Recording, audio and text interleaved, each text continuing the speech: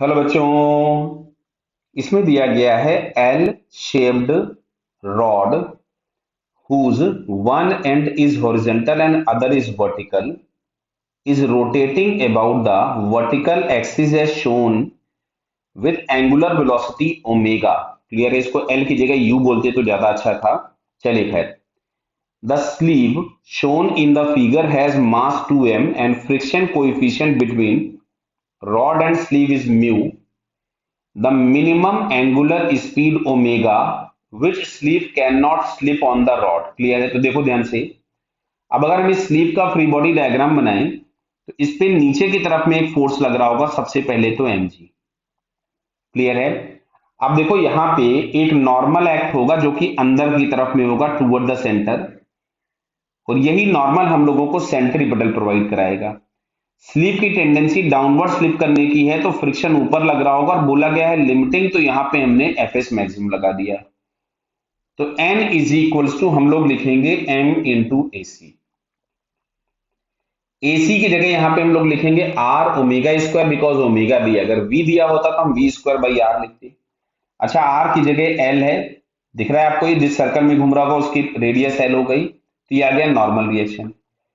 अब जो downward force लग रहा था वो था M G, is equals to हम लोग यहां से लिखेंगे एफ एस मैक्सिमम। तो M G is equals to mu into N. M G, अच्छा एम के नाम पे 2m है, देख लीजिए ध्यान से। इसका जो टोटल मास दिया है दैट इज 2m, इसको हम 2mg लिख देते हैं। तो ये हम लोगों के पास नीचे की तरफ में लग रहा होगा 2mg बराबर है। तो फिर यहाँ पे जो मास इस जगह लोगे ये भी 2m आएगा। हालांकि उससे फर्क नहीं पड़ता दोनों, क्योंकि मास से फाइनल आंसर हमारे पास इंडिपेंडेंट आना है, बट फिर भी म्यू इंटू एन, और एन की जगह हमारे पास आता था एम एल ओमेगा स्क्वायर, जहां पे एम की जगह 2m था, तो इस 2m से 2m कैंसिल हो गया। तो मेरे से ओमेगा ही पूछा है ना? हाँ, तो omega square is equals to यहां से आ गया G upon mu L. Clear?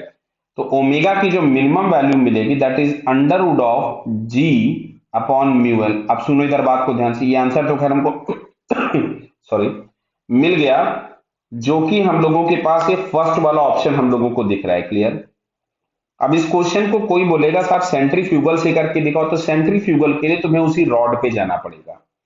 तो मैं यहाँ पे डायग्राम वापस से बना दे रहा हूं आपके लिए, सेंट्रीफ्यूगल से मैं करके दिखा देता हूं इसको। ये हम लोगों के पास वो स्लीव है जिसपे सबसे पहले नीचे एक फोर्स लग रहा था mg। एक नॉर्मल रिएक्शन लगेगा अंदर की तरफ में, और अगर हम इस रॉड पे चढ़ गए तो एक सेंट्रीफ्यूगल बाहर की तरफ में लगेगा, जो कि मिलेगा एम एल ओमेगा स्क्वायर, और इधर लग रहा होगा एफ एस मैक्सिमम। क्लियर है? तो अगर हम रॉड पे चढ़ गए हैं तो अभी स्लीव मेरे को कहीं भी नहीं जाता दिखाई देगा, तो n इज इक्वल्स टू हमारे पास मिलेगा एम एल ओमेगा स्क्वायर, और F S maximum is equals to हमारे पास आ जाएगा एम जी। फिर मैंने m की जगह m लिख दिया, ये 2m है तो ये 2mg होगा, और यहां भी 2m होगा। तो सेम इक्वेशन बनेगी, सेम सोल्यूशन आपके पास आ जाएगा।